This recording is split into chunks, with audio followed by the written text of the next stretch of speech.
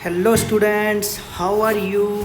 आज का टॉपिक है आरएनए वर्ड, राइट। इसके प्रीवियस वाले टॉपिक सारे डिस्कस हो गए थे, जिसमें हमने जाना था कि किस तरह से डीएनए के ऊपर एक्सपेरिमेंट किए गए, ये पता करने के लिए कि जो डीएनए है वो जेनेटिक मटेरियल है, क्योंकि वो स्टेबल होता है। ये सब चीज़ें हमने पढ़ ली थी। आज बात करते हैं आरएनए वर्ड पे। आरएनए वर्ड का मतलब है कि कैसे ये पता चला जो फर्स्ट जेनेटिक मटेरियल था दैट वाज आरएनए, क्योंकि बीच में कई ये कंट्रोवर्सी थी कि जो सबसे पहले जेनेटिक मटेरियल आया वो डीएनए था कि आरएनए था कि प्रोटीन था। तो जो हमने भी अभी प्रीवियस वीडियो में जितने भी एक्सपेरिमेंट्स पढ़े उसके बिहाफ पे ये प्रूफ हो गया था जब फ्रेडरिक ग्रिफिथ ने एक्सपेरिमेंट्स किए, राइट। और हर्षे चेस का जो एक्सपेरिमेंट्स था उसने ये प्रूव कर दिया था कि जो जेनेटिक मटेरियल था दैट वाज डीएनए। बट ये कैसे पता चला कि जेनेटिक मटेरियल डीएनए आरएनए में से कौन पहले आया, तो उसको हम इस आरएनए वर्ल्ड में पढ़ने वाले हैं। अब जैसा कि आपको यहाँ पे दिख पा रहा है, इसमें लिखा हुआ है कि from forgoing discussion an immediate question becomes evident which is the first genetic material. ठीक है, तो फिर बाद में बोलते हैं कि it shall be discussed in detail in the chapter on. तो जो केमिकल रिवॉल्यूशन है उसके अंदर ये बताया जाता है, जैसे बिग बैंग थ्योरी थी, किस तरह से बायोकेमिकल सारे प्रोड्यूस हुए, एमिनो एसिड्स प्रोड्यूस हुए। कहते हैं कि we shall highlight some of the facts and points. तो RNA was the first genetic material, there is now enough evidence. ठीक है, कहते हैं ना कि ये जो डीएनए था that was first genetic material, there is now enough evidence to suggest that essential life processes. अब उसमें भी उन्होंने ये क्या क्या चीज़ें देखी जिससे ये प्रूव हुआ कि यहाँ सच में आरएनए फर्स्ट जेनेटिक मटेरियल था, जैसे कि metabolism, translation, splicing, etc evolve around RNA. ये तीनों चीज़ें आरएनए के अराउंड ही इवॉल्व हुए। आरएनए को यूज़ किया जाता है to act as a genetic material as well as a catalyst. इसकी ये सबसे बड़ी खासियत है कि इसके पास कैटालिटिक प्रॉपर्टी होती है। कैटालिटिक मतलब समझते हो ना, जो एंजाइम की प्रॉपर्टी होती है जो सबस्ट्रेट को प्रोडक्ट में कन्वर्ट कर देते हैं, ठीक है, कैटालाइज कर देते हैं किसी भी मॉलिक्यूल को। वो प्रॉपर्टी डीएनए के पास नहीं है, वो केवल आरएनए के पास है। तो लिखा है कि there are some important biochemical reactions in living system that are catalysed by RNA catalyst. मतलब मोस्टली क्या है कि जो लिविंग सिस्टम्स हैं उनके अंदर ऐसी बहुत सारी इंपॉर्टेंट बायोकेमिकल रिएक्शंस होती हैं जो आरएनए के थ्रू कैटालाइज्ड होती हैं, एंड नॉट बाई प्रोटीन या फिर एंजाइम्स कह सकते हैं। But RNA being a catalyst was reactive, क्योंकि कैटालिस्ट था तो बहुत ज़्यादा रिएक्टिव था, बिकॉज हमने जाना था कि इसके पास साइटोक्सिल ग्रुप होता है, तो इसके लिए कैसा था, ये अनस्टेबल था। तो DNA has evolve from RNA, तो इसके लिए डीएनए आरएनए से इवॉल्व हुआ।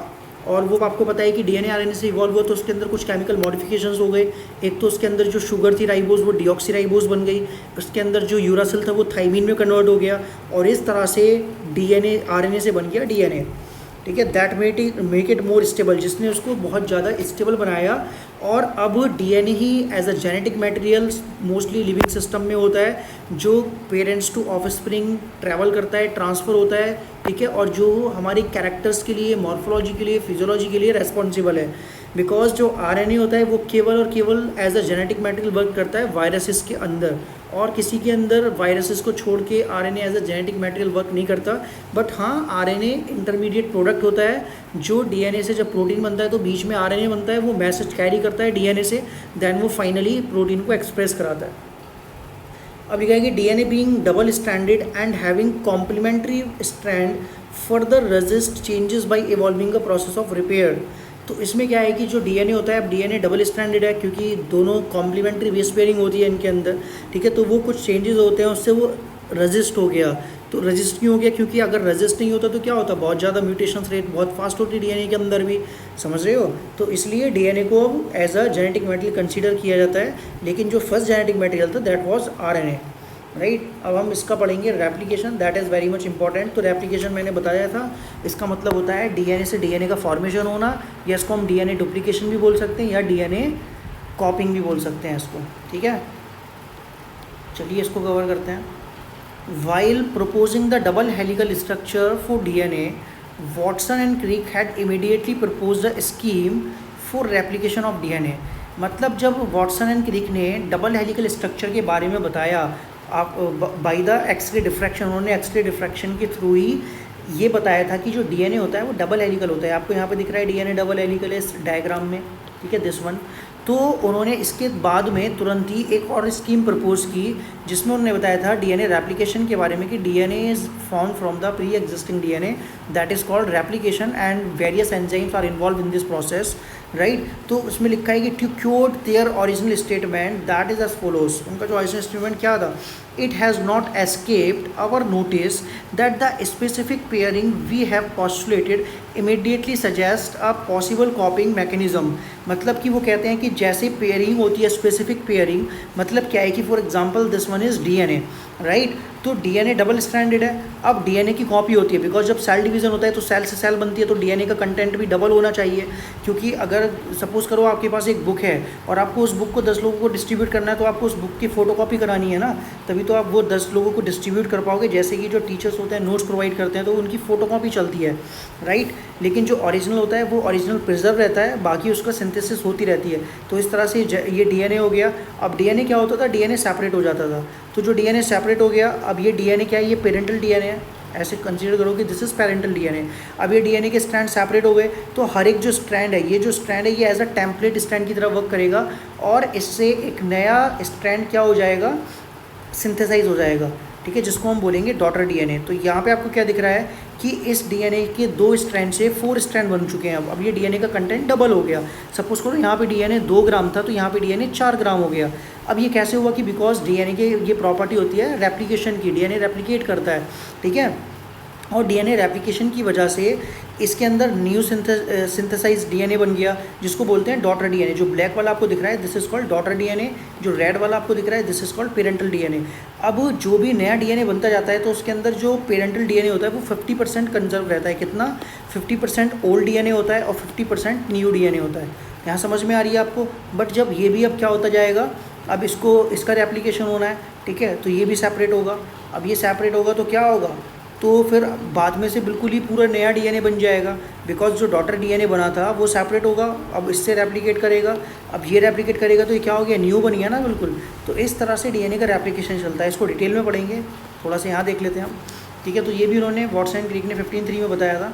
अब ये स्कीम क्या सजेस्ट करती थी, that 2 strands would separate and act as a template for the synthesis of new complementary strand. तो जो डीएनए सेपरेट हो गए, अब ये 2 डीएनए सेपरेट हो गए यहाँ पे, तो ये कॉम्प्लीमेंट्री स्ट्रैंड की तरह एक्ट करते हैं, राइट। और इन कॉम्प्लीमेंट्री स्ट्रैंड पे एक नया स्ट्रैंड डेवलप हो जाता है, सिंथेसाइज हो जाता है with the help of various enzymes, जिसको हम कह देते हैं डीएनए रेप्लिकेशन। क्लियर है। After the completion of replication each DNA molecule would have 1 parental. तो मैंने अभी बताया था हर एक डीएनए मॉलिक्यूल के पास एक डीएनए का पेरेंटल स्ट्रैंड होगा और एक न्यूली सिंथेसाइज स्ट्रैंड होगा, that is called daughter DNA, right. This scheme was termed as semi conservative mode of replication. तो ये मोड ऑफ रेप्लिकेशन था सेमी कंजर्वेटिव। अब मैं आपको एक राज की बात बता देता हूँ, जब डीएनए रेप्लिकेशन के बारे में बात चल रही थी कि डीएनए रेप्लिकेशन किस मोड में होता है, तो 3 थ्योरी आई थी। कौन कौन सी थ्योरी थी, एक थ्योरी थी कंजर्वेटिव मोड ऑफ रेप्लिकेशन, ठीक है। दूसरा वाला मोड था dispersive mode of replication, dispersive. और तीसरा मोड था सेमी कंजर्वेटिव।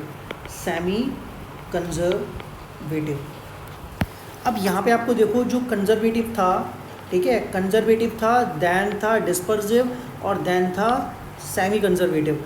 तो इनमें से सबसे पहले आया था दिस वन सेमी कंजर्वेटिव, जिसको डिस्प्रूव कर दिया गया कि नहीं दैट वॉन्ट बी पॉसिबल। फिर आया था डिस्पर्सिव, इसको भी डिस्प्रूव कर दिया गया कि it should not also be, इसको भी फिर क्या कर दिया गया था, डिस्पर्सिव को भी इसको भी फिर जो और जो सेकंड वन था दिस वन डिस्पर्सिव, इसको भी डिस्प्रूव कर दिया गया था, ठीक है। ये बोल दिया गया था कि नहीं ऐसा भी पॉसिबल नहीं हो सकता। अब कंजर्वेटिव जो था, कंजर्वेटिव में क्या था, कंजर्वेटिव के अंदर जैसे सपोज करो ये डीएनए है, ये दोनों डीएनए स्ट्रैंड है, 2 डीएनए स्ट्रैंड है यहाँ पे। अब ये दोनों डीएनए स्ट्रैंड क्या हो रहे हैं, ये सेपरेट हो रहे हैं, ठीक है। अब ये सेपरेट हो गए, सपोज करो ये दोनों डीएनए स्ट्रैंड हो गए यहाँ पे सेपरेट, इस तरह से। तो हमने क्या पढ़ा था कि दोनों जब डीएनए सेपरेट होते हैं तो उससे नया डीएनए बनना चाहिए। अब यहाँ पे क्या है कि उन्होंने बताया था जो पेरेंटल डीएनए होता है वो पूरा का पूरा कंजर्व रहता है, मतलब ये पूरा कंजर्व रहेगा ऐसे जब ये रेप्लिकेट करेगा। और इसके साथ में क्या होगा, जो डॉटर डीएनए है वो पूरा नया डॉटर डीएनए अलग से बनेगा। तो ये कभी भी पॉसिबल नहीं हो सकता था कि without opening the DNA daughter DNA कैसे बन गया, हाउ इज़ इट पॉसिबल, ठीक है। तो इसके लिए इस थ्योरी को डिस्प्रूव कर दिया गया। दूसरी थी डिस्पर्सिव। डिस्पर्सिव में क्या था कि डीएनए सेपरेट होता है, फॉर एग्जांपल ये डीएनए वो सेपरेट कैसे होता है, इस तरह से सेपरेट होता है, ठीक है, डीएनए का स्ट्रैंड है वो ऐसे सेपरेट हो रहा है,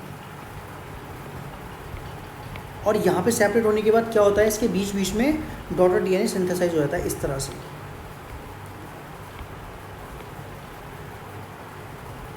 राइट, ये थोड़ा सही नहीं बना। तो इस तरह से उन्होंने बताया था कि इस तरह से जो डॉटर डीएनए होता है वो क्या हो जाता है, उसके अंदर डिस्पर्स हो जाता है लाइक दैट। तो इसको भी डिस्प्रूव कर दिया गया। उसने कहा भाई ऐसा थोड़ी हो सकता है कि अगर ये डबल स्ट्रैंडेड डीएनए है तो मतलब कि इसके टुकड़े हो रहे हैं, इसका मतलब इसके टुकड़े हुए इस तरह से, ये ऐसे, ठीक है, और इसके बीच बीच में क्या हो गया, डॉटर डीएनए सिंथेसाइज हो गया ऐसे। तो ये पॉसिबल नहीं था। फिर फाइनल आया conservative mode of DNA replication, ठीक है। कंजर्वेटिव मोड में क्या था, अब सपोज करो कि ये वाला जो हम स्ट्रैंड बना रहे हैं, this one is parental strand, right. अब यहाँ पे क्या हो रहा है, पेरेंटल स्ट्रैंड के अंदर अब आप देख पा रहे हो कि ये जो पेरेंटल स्ट्रैंड है वो सेपरेट हो रहा है, क्योंकि जब हम हीट करेंगे टेम्परेचर होगा तो ये जो इनके बीच में डीएनए हाइड्रोजन बॉन्ड होते हैं वो ब्रेक हो जाते हैं और ये सेग्रीगेट या सेपरेट हो जाते हैं अलग अलग स्ट्रैंड्स में।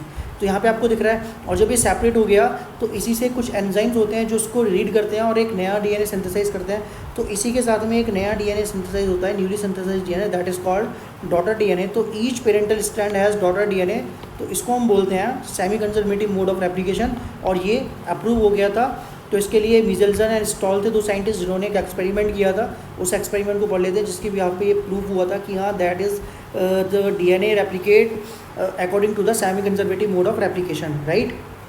तो ये वाला था एक्सपेरिमेंटल प्रूफ, इसको पढ़ लेते हैं। This one is experimental proof जो दिया था मिजेल्सन एंड स्टॉल ने। तो यहाँ पे आपको पढ़ोगे, अब इसको पढ़ लेते हैं लाइन बाय लाइन।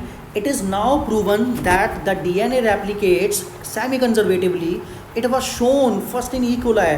तो सबसे पहले उसको ई कोलाई में देखा गया था, उसके बाद में हायर ऑर्गेनिज्म में देखा गया, जैसे कि प्लांट्स हो गए या फिर ह्यूमन सेल्स हो गई। तो दो साइंटिस्ट थे, मैथ्यू मिजेल्सन थे और फ्रैंकलिन स्टॉल।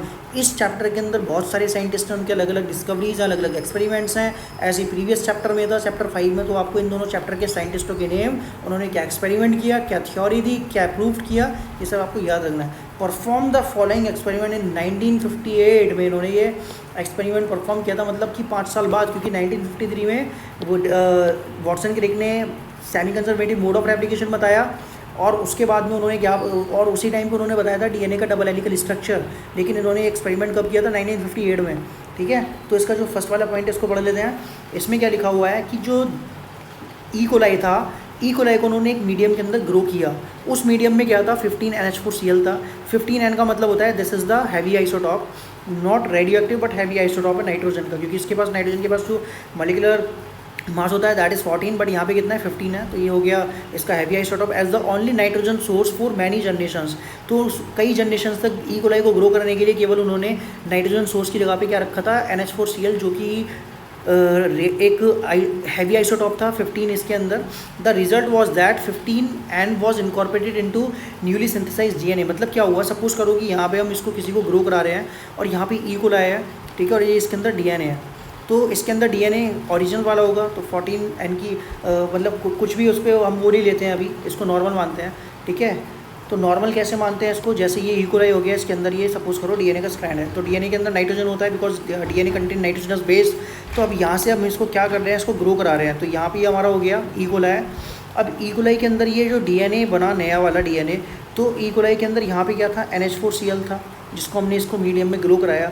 तो मीडियम में जब ये NH4Cl है तो इसके अंदर ये इनकॉर्पोरेट होगा। तो जो 15N था वो नए सिंथेसाइज के पास इनकॉर्पोरेट हो गया, ठीक है, जो न्यूली डीएनए बना उसके पास ये इनकॉर्पोरेट हो गया। तो ये बताना चाह रहे हैं कि 15N was incorporated into newly synthesised DNA as well as other nitrogen containing compounds. मतलब क्या समझ में आया कि जो न्यूली सिंथेसाइज्ड डीएनए था उसके अंदर 15N इनकॉर्पोरेट हुआ, और जितने भी उसके अंदर नाइट्रोजनस कंपाउंड थे, नाइट्रोजन कंटेनिंग कंपाउंड्स थे, उन सब के अंदर 15N क्या हो गया, इनकॉर्पोरेट हो गया। अब ये कहते हैं कि this heavy DNA molecule could be distinguished from the normal DNA. अब हम इस वाले डीएनए को, जिसके अंदर भाई एक तो डीएनए नॉर्मल है विच डजंट हैव एनीथिंग, और एक डीएनए है दिस वन, ठीक है, इसके पास 15N है, तो इसको हम क्या कर सकते हैं, डिस्टिंग्विश कर सकते हैं। कैसे किया, उन्होंने सेंट्रीफ्यूज किया। सेंट्रीफ्यूज करने का मतलब होता है इसको सेपरेट किया गया। ये किसके थ्रू किया था, सीजियम क्लोराइड डेंसिटी ग्रेडियंट के थ्रू, ठीक है। और उसमें क्या था कि जो 15N है वो एक रेडियो एक्टिव आइसोटॉप नहीं है, ठीक है, तो उसको हम सेपरेट कर सकते हैं केवल 14N के बिहाफ पे। अब इन्होंने बताया था सेकंड पॉइंट्स में कि जो ट्रांसफ़र था, उन्होंने सेल को ट्रांसफ़र किया ऐसे मीडियम में जिसके पास नॉर्मल NH4Cl था। 14N का मतलब क्या है कि वो नॉर्मल है, जो नेचर में एग्जिस्ट करता है, ठीक है, दैट इज़ 7 and 14। तो उन्होंने फिर उसके एग्जांपल्स लिए अलग अलग टाइम इंटरवल्स पे और सेल्स को मल्टीप्लाइज किया, ठीक है। अब क्या देखा, जो एक्सट्रैक्टेड डीएनए था, ठीक है, उसके अंदर डबल हेलिकल स्ट्रैंड थे या डबल हेलिकल था, तो जो वेरियस सैंपल्स थे वो सेपरेट हुए independently on the caesium chloride gradients के बिहाफ पे टू मेजर द डेंसिटीज़, उनकी डेंसिटीज़ को मेजर करने के लिए। तो जो CSCl ग्रेडियंट्स होता है ये डेंसिटी के बिहाफ पे सेपरेट करता है किसी भी मॉलिक्यूल को। अब ये कहता है कि can you recall what scientifical forces and think why a molecule with higher mass density would sediment faster, ठीक है, जिसके पास हाई डेंसिटी वो फास्टर क्यों होगा, क्योंकि इनका जो मॉलिक्यूलर वेट होता है वो ज़्यादा होता है, वो फटाफट से फास्टली उसके अंदर मूव करते हैं। इसको अब नेक्स्ट चैप्टर में पढ़ेंगे, आई थिंक, या इसी चैप्टर में पढ़ेंगे जिसमें डीएनए फिंगरप्रिंटिंग है, क्योंकि उसमें हम सेपरेट करते हैं जेल इलेक्ट्रोफोरेसिस के थ्रू, वहाँ पे आपको समझ में आएगा। अब ये एक्सपेरिमेंट का जो डायग्राम है, ठीक है, जो मीजल्सन इंस्टॉल के थ्रू किया गया था वो यहाँ पे है। अब यहाँ पे आपको दिख रहा है कि ये एक तरह से ट्यूब है, ये साइंटिफिकल ट्यूब बोलते हैं इनको, दिस वन। तो इसमें उन्होंने क्या किया, इसके अंदर ये हैवी वो है, नाइट्रोजन है, ठीक है, इसके अंदर हैवी नाइट्रोजन है। तो जो डीएनए के स्ट्रैंड्स थे दोनों न्यूली वाले, उसके अंदर हैवी नाइट्रोजन था। तो जब इसको ग्रेविटेशनल फोर्स के बिहाफ पे इसको क्या किया गया, सेंट्रीफ्यूज किया गया, तो 20 मिनट्स, तो ये क्या हो गया, ठीक है, उसको 20 मिनट्स के बाद हमने इसको किस में रख दिया, मीडियम में रख दिया इस डीएनए को। तो 20 मिनट्स के बाद ये डबल होंगी सेल्स, रेप्लिकेट करेंगी खुद को, ठीक है, डिवाइड करेंगी। तो उसके अंदर जब उसको रखा गया था किसके अंदर, जनरेशन 1 में, तो इन्होंने क्या देखा, क्योंकि पहले तो कौन सा डीएनए है, ये इनकॉर्पोरेट हो गया हैवी डीएनए, फिर उसको हमने रख दिया नॉर्मल वाले में 14N में, तो ये सेपरेट होगा। मतलब सपोज करो कि दो सिनेरियो है, एक सिनेरियो ये है, यहाँ पे हमारे पास क्या है, केवल हैवी डीएनए है, क्योंकि हमने जब ई कोलाई को हैवी डीएनए के अंदर रखा तो उसके डीएनए में कौन सा नाइट्रोजन इनकॉर्पोरेट हुआ, 15N वाला, क्लियर है। अब क्या किया, अब इसको हमने रखा था 14NH4Cl के अंदर। अब 20 मिनट के बाद इसके जो बैक्टीरिया होते हैं वो डबल ट्रिपल हो जाते हैं, ठीक है, उनकी जो डिवीज़न रेट होती है बहुत फास्ट होती है। अब यहाँ पे क्या होगा, ये सेमी कंजर्वेटिव मोड के अंदर होगा, तो यहाँ पे जब ये डिवाइड करेगा तो सबसे पहले क्या होगा, ये सेग्रीगेट होगा, तो सेग्रीगेट हुआ तो ये डीएनए सेग्रीगेट हो गया इस तरह से, ठीक है। अब यहाँ पे आपको क्या दिख रहा है, जब डीएनए सेग्रीगेट हुआ तो यहाँ पे क्या है, 14NH4Cl है, जब उसको उसके अंदर रखा गया, अब इससे न्यूली सिंथेसाइज डीएनए बना, तो this one is newly synthesise DNA. अब न्यूली सिंथेसाइज डीएनए के अंदर क्या होगा, 14N होगा, क्योंकि इसके पास 15N है, इसके बाद 14N होगा बिकॉज यहाँ पे नॉर्मल है, देन इसके पास 15N है, और फिर इसके पास क्या होगा, 14N होगा, 14N। तो ये कैसा हो गया, हाइब्रिड हो गया। हाइब्रिड क्यों हो गया, इसके पास 15N भी है 14N भी है। यहाँ पे क्या था, यहाँ पे केवल 15N ही था, ठीक है। अब इसको फिर से रखा गया NH4Cl के अंदर, और ये जो NH4Cl था अगेन वो नॉर्मल था, ठीक है। फिर इसको 20 मिनट का समय दे दिया गया। अब यहाँ पे क्या देखा गया कि यहाँ पे फिर से ये क्या हो गए, सेपरेट हो गए। तो एक स्ट्रैंड ये हो गया सेपरेट, एक स्ट्रैंड ये हो गया सेपरेट, अगेन एक स्ट्रैंड ये हो गया सेपरेट, और एक स्ट्रैंड ये हो गया सेपरेट। तो यहाँ पे आपको क्या दिख रहा है, ये कौन सा वाला था, दिस वन इज़ 14, 15, 14, 15। अब इससे न्यूली सिंथेसाइज डीएनए बना। अब सपोज करो उसको अलग कलर से बनाते हैं, तो इस कलर से बनाते हैं, तो इसके साथ न्यूली सिंथेसाइज डीएनए बना दिस वन, ठीक है, हर किसी के साथ न्यूली सिंथेसाइज डीएनए बना। अब जो न्यूली सिंथेसाइज डीएनए होगा उसके अंदर कौन सा नाइट्रोजन इनकॉर्पोरेट होगा, 14N होगा सबके अंदर, कौन सा होगा, 14N। तो अब 14N क्यों होगा, क्योंकि यहाँ पे हमने नॉर्मल अमोनियम क्लोराइड को रखा है जिसके अंदर केवल 14 नाइट्रोजन है, ठीक है। आइसोटॉप नहीं है यहाँ पे, ये कोई भी हैवी आइसोटॉप नहीं है, नॉर्मल वाला है जिसका मॉलिक्यूलर मास 14 है। तो यहाँ पे आपको देख रहे हो ये कैसा बना, 14N कैसा था, ये लाइट चेन थी, ठीक है, लाइट स्ट्रैंड था ये कैसा था, ये हाइब्रिड था। ये कैसा था, लाइट, ये कैसा था, हाइब्रिड। यहाँ पे कैसा था, हैवी, ठीक है, दिस वन इज़ हैवी। तो यहाँ पे आपको क्या दिख रहा है कि ये हैवी स्ट्रैंड हो गया, यहाँ पे हाइब्रिड बन गया।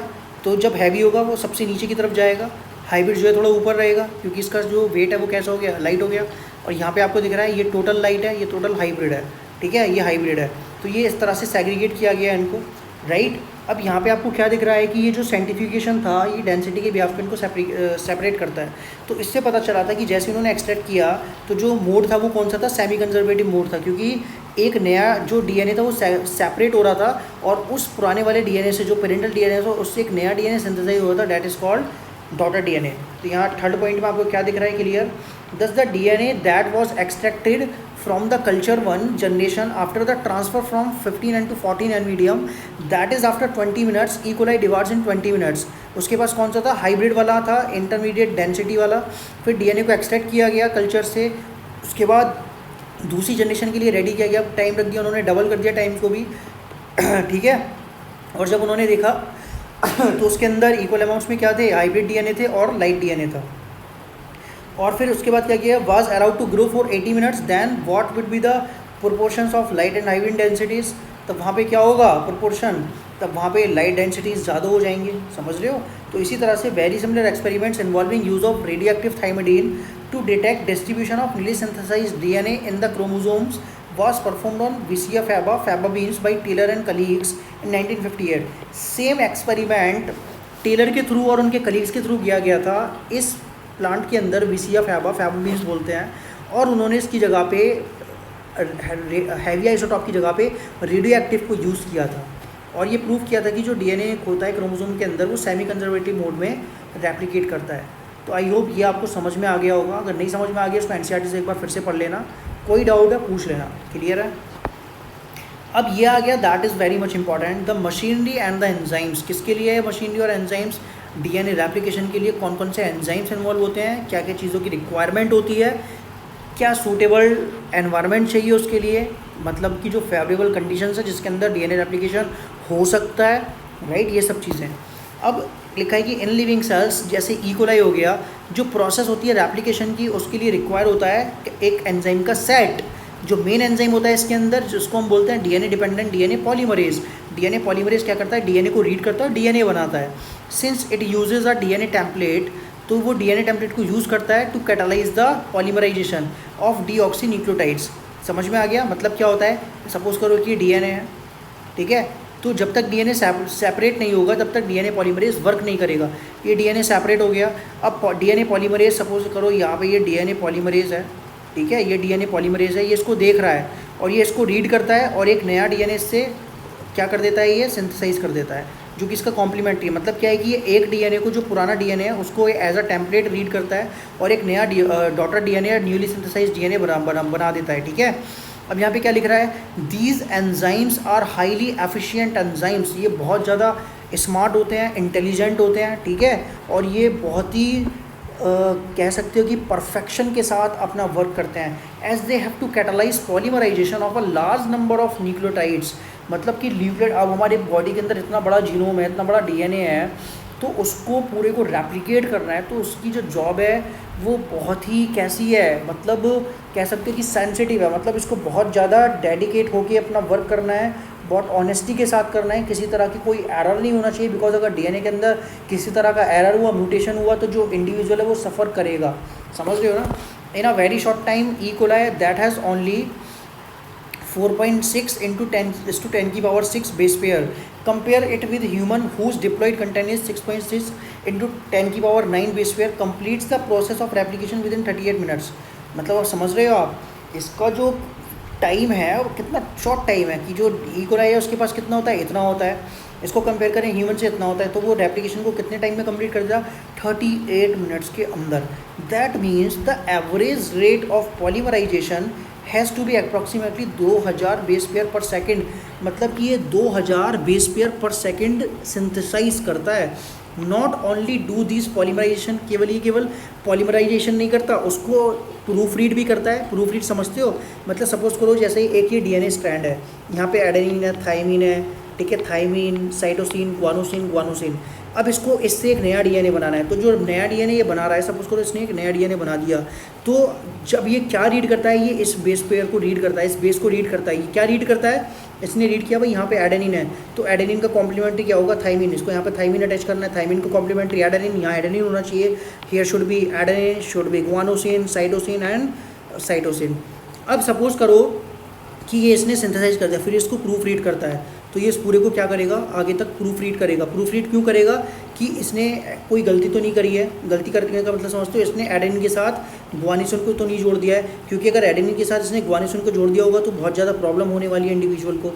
तो उसको पूरा प्रूफ रीड करता है। और अगर केवल पॉलीमराइजेशन नहीं करता, मतलब डीएनए से डीएनए को नहीं बनाता, जैसे सपोज़ करो हमने किसी चीज़ की फ़ोटोकॉपी कराई बुक की, अब हमने बुक का एक पेज फ़ोटोकॉपी कराया, तो जो मशीन होती है वो प्रूफ रीड थोड़ी करती है उसको। जो मशीन वाला बंदा है वो जो उसको ऑपरेट कर रहा है वो प्रूफ रीड करता है कि जो मैंने फ़ोटोकॉपी करी है वो ठीक करी है कि नहीं करी है, कोई मिस प्रिंट तो नहीं हुआ, पेज पूरा कंप्लीट फ़ोटोकॉपी हुआ है, पेज मुड़ा हुआ तो नहीं है, कोई लाइन मिस तो नहीं है, फिर उसको दोबारा फ़ोटोकॉपी करता है। तो डीएनए पॉलीमरेज क्या करता है, यहाँ पे जब ये इसको पॉलीमराइज़ कर रहा है तो अगर इसने पूरा पॉलीमराइज़ कर दिया, इसको प्रूफ रीड करेगा, इसमें कोई मिस्टेक है। मिस्टेक क्या है, जैसे यहाँ पे इसको ग्वानोसिन दिख गया एडेनिन के साथ, तो ये स्मार्ट तो होता ही है, इसे पता है कि एडेनिन के साथ थायमीन अटैच होना है, तो ये क्या करेगा, इसको यहाँ से रिमूव करेगा, इसको रिपेयरिंग करेगा, मतलब ठीक है, डीएनए को रिपेयर भी करता है और यहाँ से वापस से थायमीन ऐड करेगा, फिर प्रूफ रीड करेगा।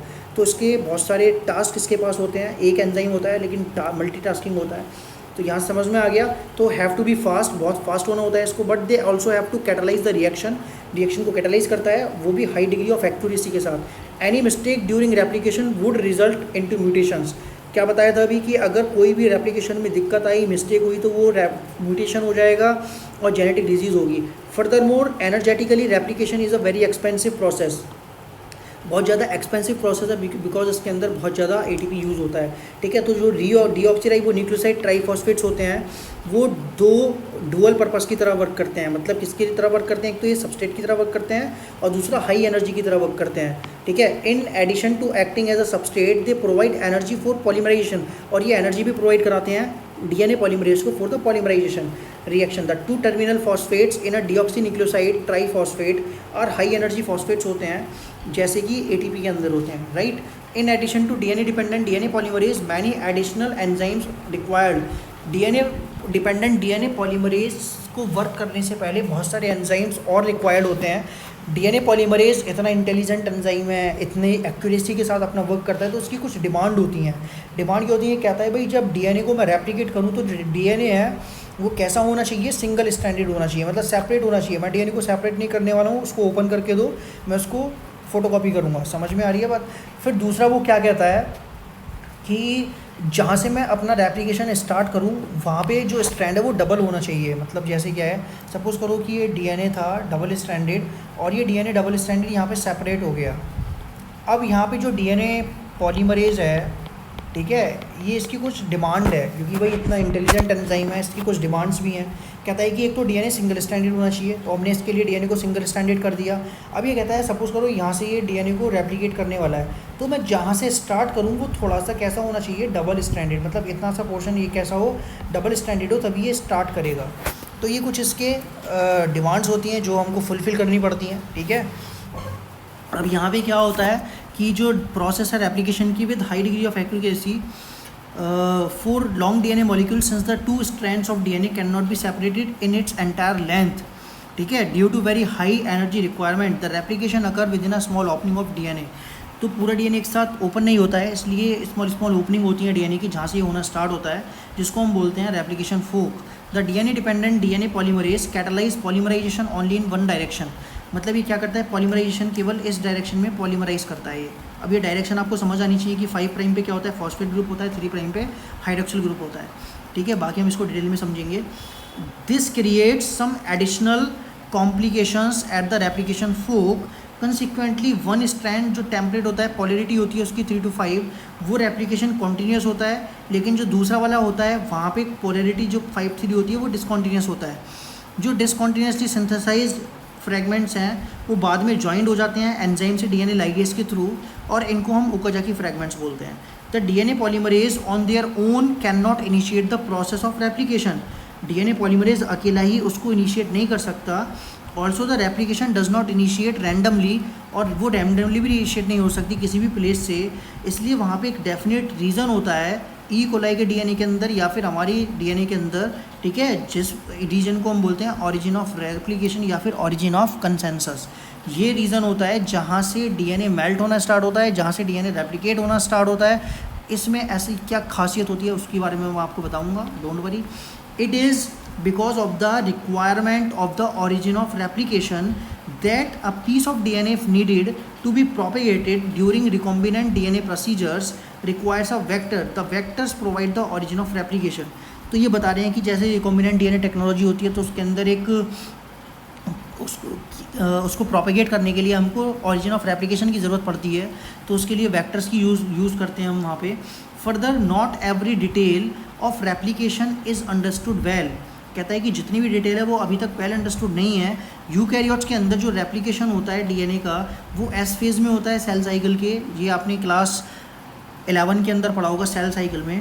रेप्लिकेशन जो होता है डीएनए का और सेल डिवीज़न जो होता है वो कैसा होता है, कोऑर्डिनेटेड होता है, हाईली कोऑर्डिनेटेड. फेलियर अगर हो जाए सेल डिवीज़न के अंदर आफ्टर द डीएनए रेप्लिकेशन तो उससे क्या हो जाती है, पॉलीप्लॉइडी हो जाती है प्लांट्स के केस में, ठीक है, और एनोप्लॉइडी हो जाती है एनिमल्स के केस में. You will learn the detail nature of origin and the process occurring at this right in higher classes. जब आप हायर क्लासेस में जाओगे तब आप इसके बारे में डिटेल में स्टडी करोगे, ठीक है. तो ये आपको यहाँ पे पोलैरिटी दिख रही है स्ट्रैंड की. भाई स्ट्रैंड जब इस तरह से आपस में कनेक्ट हैं, डबल स्टैंडर्ड है, तो एक पोलैरिटी तो होगी 5 to 3 प्राइम की, एक पोलैरिटी होगी 3 to 5 प्राइम की. तो ये क्या हो गया, डीएनए सेपरेट हो गया इस तरह से. सपोज करो कि डीएनए ऐसे सेपरेट हुआ,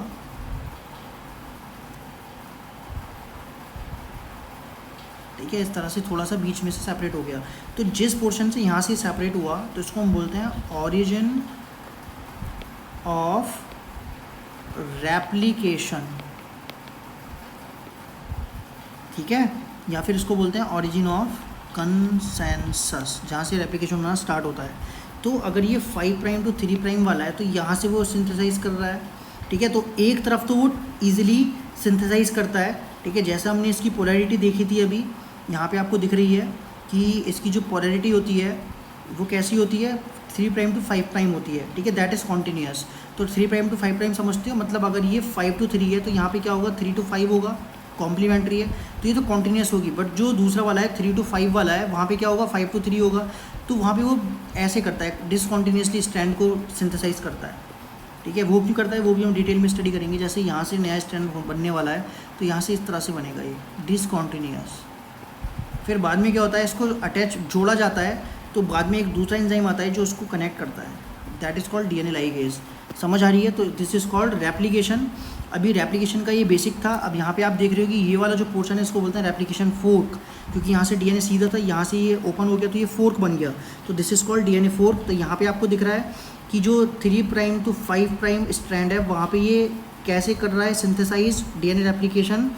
जो डीएनए पॉलीमरेज है कॉन्टीन्यूस स्ट्रैंड सिंथेसाइज हो रहा है. बट जो ये वाला स्ट्रैंड है 3 to 5 प्राइम वाला, जहाँ पे ये 5 to 3 बना रहा है वहाँ पे ये डिसकॉन्टीन्यूसली बना रहा है, क्योंकि यहाँ पे इसको एक और एंजाइम की ज़रूरत पड़ती है, दैट इज़ कॉल्ड प्राइमोसोम. तो उसके बारे में लेटर डिस्कस करेंगे हम, ठीक है. तो इस तरह से डीएनए का रेप्लिकेशन होता है. और अगर हम यूकैरियोट्स की बात करें, ह्यूमन सेल्स की बात कर रहे हैं, तो वो होता है जब सेल साइकिल डिवीजन होता है इसके पहले एस फेज़ में होता है. एस का मतलब होता है सिंथेसाइज फेज़, जिसके अंदर डीएनए सिंथेसाइज होता है. समझ में आ रही है. तो आज के लिए इतना ही. अब नेक्स्ट वीडियो में हम इसकी डिटेल स्टडी करेंगे और फिर ट्रांसक्रिप्शन स्टार्ट करेंगे. इस रेप्लिकेशन को पढ़ लेना, मीजल्स एंड स्टॉल के एक्सपेरिमेंट्स को पढ़ लेना. कोई प्रॉब्लम है, डाउट है, कमेंट करके पूछ सकते हो. अगर वीडियो आपको पसंद आई प्लीज़ वीडियो को लाइक करें और चैनल को सब्सक्राइब करना ना भूलें. If you are new to my YouTube channel, इसको शेयर करें with your friends so that वो भी इजीली समझ पाएँ इसको. और साथ ही साथ में इसको पढ़ते रहिए, ठीक है. आज के लिए इतना ही इनफ है. ओके, थैंक यू, शुक्रिया. स्वस्थ रहिए, खुश रहिए.